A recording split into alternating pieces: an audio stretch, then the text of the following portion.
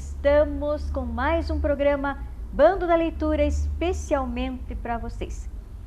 E o Bando da Leitura, ele atende todos os públicos. Não é só criança, tem jovens, adultos, idosos, pessoas de todas as idades gostando, apreciando e assistindo o Bando, porque eu tenho recebido muitas mensagens e fotografia de todo mundo assistindo, todo mundo também não, né? Mas muita gente assistindo o programa. E muita gente também que gosta de escrever, que gosta de contar histórias, que gosta de inventar histórias e gosta de escrever e contar as próprias histórias. Por isso, hoje eu não vou contar uma história, eu vou ler uma história que eu encontrei e achei muito bonita, porque é a história de um palhaço. O palhaço acorda 5:30 da manhã. 5:30 da manhã. E ele acorda sem maquiagem. Ele acorda sem o nariz vermelho. E mesmo sendo sempre palhaço, ele nunca precisou de diploma para ser palhaço. Porque é palhaço. Ele sabe que nasceu palhaço e que vai ser sempre palhaço, porque ele gosta de ser palhaço.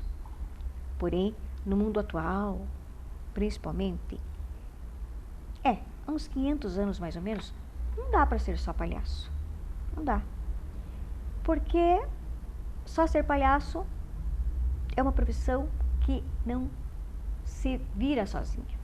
Por isso, para poder para prover a família, o palhaço também tem que fazer outras coisas.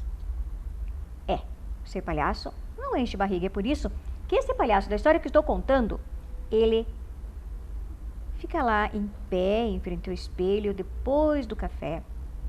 E às 5:40 da manhã, ele já está se preparando, se maquiando. Sabe por quê? Porque ele mora numa quebrada.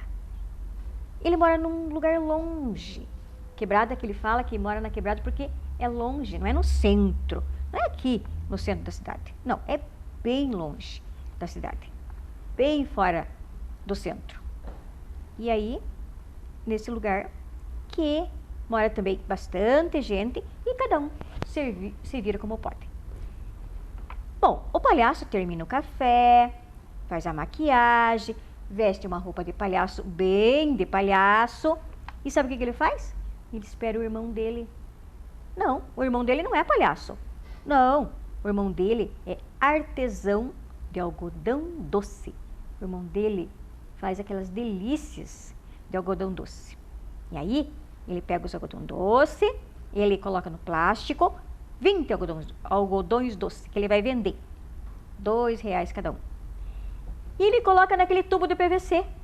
Ele coloca ali e formar assim, tipo aquele, parece um galho de flor, porque fica bem colorido.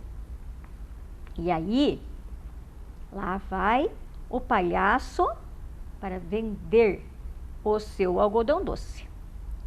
Ele mora lá longe, como eu já falei para você, lá numa quebrada. Mas ele precisa vender esse algodão doce no centro da cidade. Aí, além da máscara de palhaço que ele coloca a outra máscara para se proteger, né, da pandemia. Então, ele vai. O irmão dele é assim.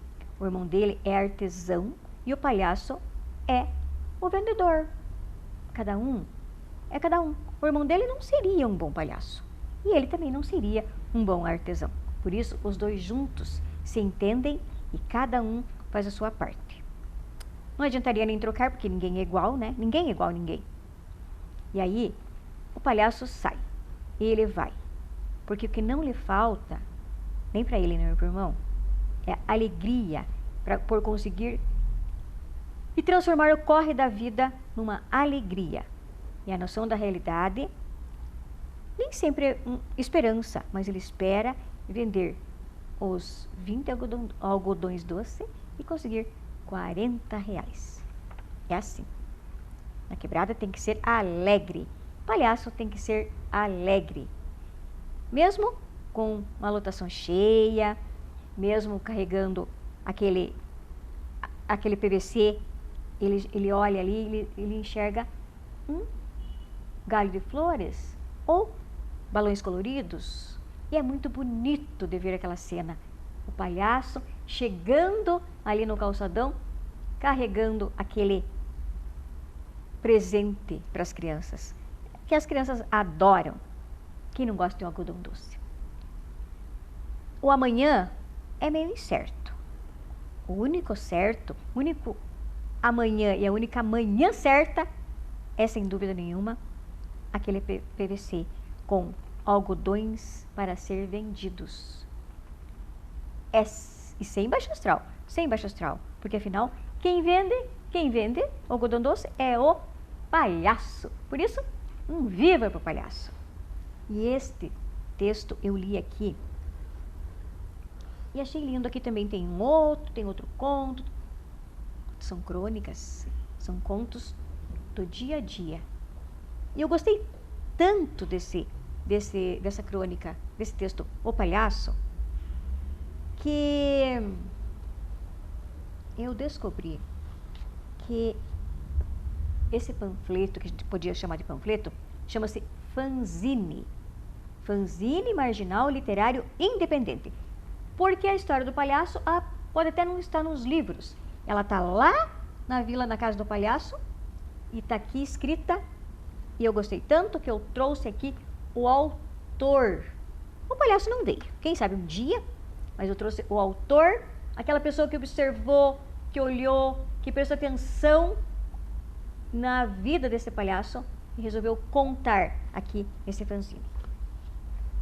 Fabrício, seja bem-vindo no programa Obrigado. Bando da Leitura e me conte como é que você foi assim, que inspiração você teve para escrever esse texto tão sensível e tão lindo. Então, acho que antes de cada texto que está nesse fanzine, a ideia surgiu porque eu gostava de ler histórias reais, né? Literatura sobre pessoas do nosso cotidiano, pessoas que enfrentam realidades do povo brasileiro mesmo, que moram nas vilas, que moram nas quebradas, que moram em diferentes lugares, que geralmente não estão na maioria dos livros, da maioria das novelas, ou na maioria dos programas de TV, ou até na internet, né? Então eu comecei a ler alguns autores que lidavam com essa literatura do cotidiano, com problemas e questões de pessoas reais. Então, primeiro me interessei pelo pessoal que escrevia sobre quem está preso, né? No caso, eu achei o livro Falcão, Meninos do Tráfico, Mulheres do Tráfico, daí li o Carandiru, gosto muito do Drauzio Varela, e fui dando uma garimpada atrás de autores que tivessem essa temática, e cheguei na literatura marginal, né? Daí conheci o Ferrez, que é um autor, um cronista e romancista brasileiro, que trata especificamente os seus conflitos dentro das suas histórias, são sobre periferias, sobre vilas, sobre bairros lá em São Paulo.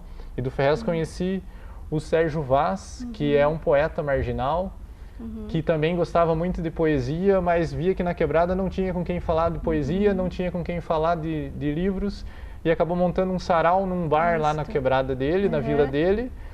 E na época eram 3, 4 pessoas, isso há 30 anos atrás. Hoje o sarau recebe mais de 30 mil pessoas lá no Capão Redondo, e eles conseguiram falar de como que atraiu tantas pessoas. Eles conseguiram falar de literatura na quebrada e atrair pessoas, porque essa literatura, essa poesia do Ferrez, a poesia do Sérgio Vaz, as crônicas e os textos do Ferrez falam de pessoas igual eles, pessoas que moram nas vilas. E eu falei, nossa, é muito legal isso, né?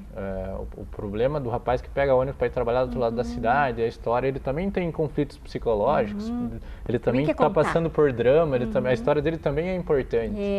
E muitas vezes muitas vezes não dá para escrever um livro já. A minha história é legal, vou escrever um livro amanhã. É complicado. Então, ele se expressa por meio de um que a gente chama de fanzine.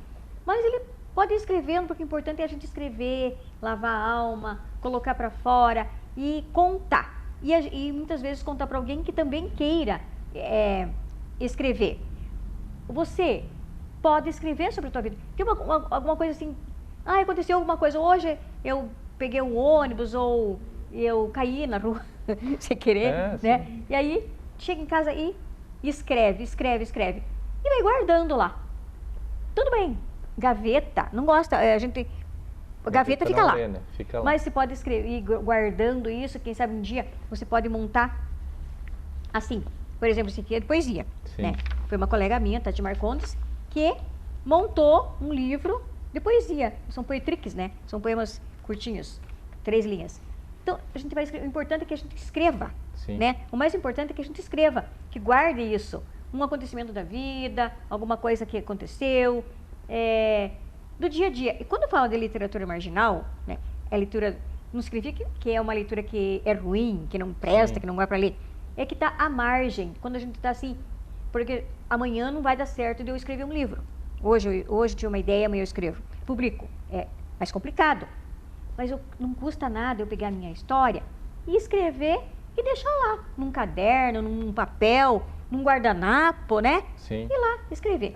Então, na volta, no próximo bloco, nós vamos conversar mais com o Fabrício sobre a importância de escrever e também um poema do inspirador, né? De um dos inspiradores, Sim. que é o Sérgio Vaz.